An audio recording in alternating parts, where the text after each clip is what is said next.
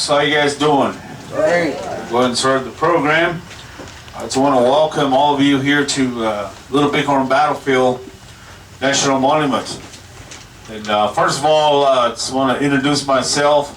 My name is Marvin Dawes, and I'm one of the park rangers here. And also, I'm a member of the Crow tribe.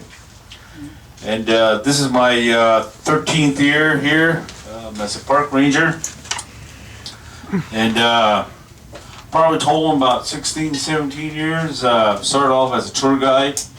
Worked with the tour bus with the tour people. Coordinator for about 4 summers. And finally got on full time a few years ago. And so, about 16, 17 years out here and enjoy my job. Meet a lot of people throughout the United States, overseas. And, this battle here, this Battle of the Bighorn, it was one of the most controversial battles, one of the most famous battles. And, believe it or not, people are still studying about this battle. And it seems like every year a new book comes out, no changes, but just some add-ons, a little bit of here and there. But I'm going to start with kind of a little introduction or what's out here for those of you folks that are planning to go out, or what's out here or what's out there. And give you a little orientation. Now, first of all, excuse me, I want to start with the cemetery here. This is a veteran cemetery. Okay, it's called the Custer National Cemetery. Back in 1890s, you see the stone house there in the front area. That house is the first superintendent that was built. House is the first superintendent. From there, it was turned into a cemetery of, military, army, surrounding forts. At the time, closure of the forts, military. People were brought out here or re-entered here from the 1880s, 1900s, and then up to, I understand there's some from the Spanish-American War, and also from there, World War I, II, Korea, and Vietnam. Both Indian and non-Indian, from here, local area, surrounding area, and some outside the state. It's closed for burial, like 15, 16 years. It doesn't have anything to do with the battle. The soldiers, you see white markers out here, down below the ravine.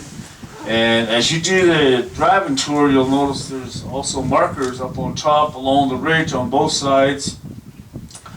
Greasy Grass Ridge. 2 days after the battle, Gibbon Terry arrived. Of course, by then it was too late.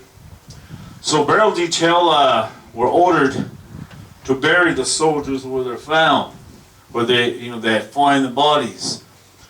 About a year or 2 years later, the military will send out the burial detail and will order to dig up the remains of all the soldiers here and re-enter them up on top. That's a mass grave up on top there, about 95 soldiers.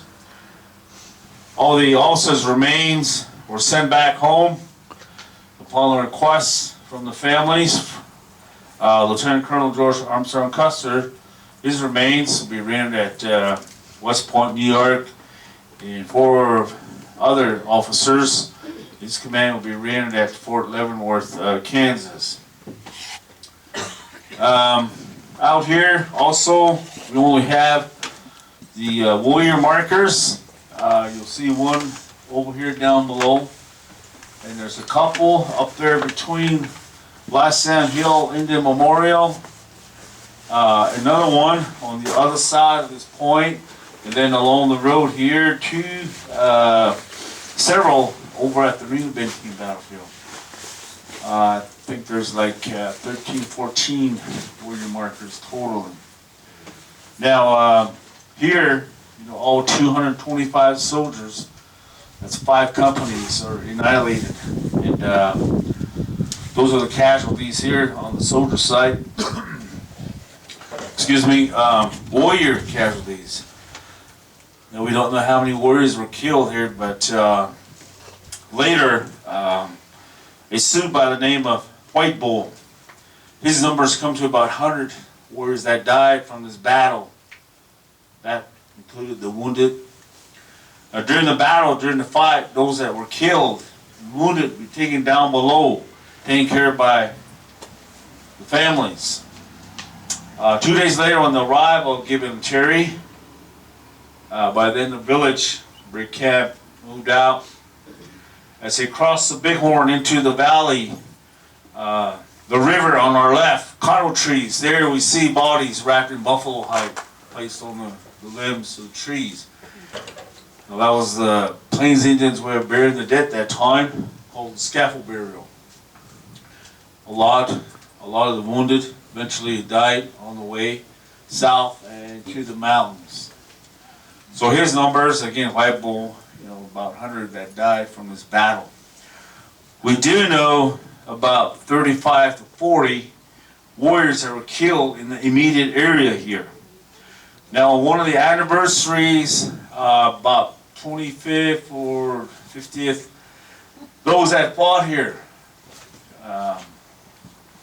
be out here, standing here, telling their story of the Battle of Little Bighorn, and also families where loved ones were killed. Remember, they put place rock piles. So later, recently, around 2000, when the Park Service wanted to put warrior markers out here, they couldn't just come out here and put one there. They had to get through tribal consultation and also permission from the families. And a lot of families, or most of the families, do not want anything at those rock cairns. We do have some out here, out there, but. So what you see here, just a handful, and permission by the families. Also, their names are on these markers. So those are the markers out here, and this trail here takes you down into the ravine where after everything was over here, we don't know why, about 25 soldiers heading to the bottom here. They'll be trapped in that ravine, all killed there. Oh, this road here, drive, it's 4.5 miles. It takes you beyond. You see 2 points there like a camel's back. Beyond that for about a couple miles, 2 miles, is the Reno Benteen entrenchment. That's part of Custer's command, or half, under the command of Major Marcus Reno. They be entrenched there for 2 days.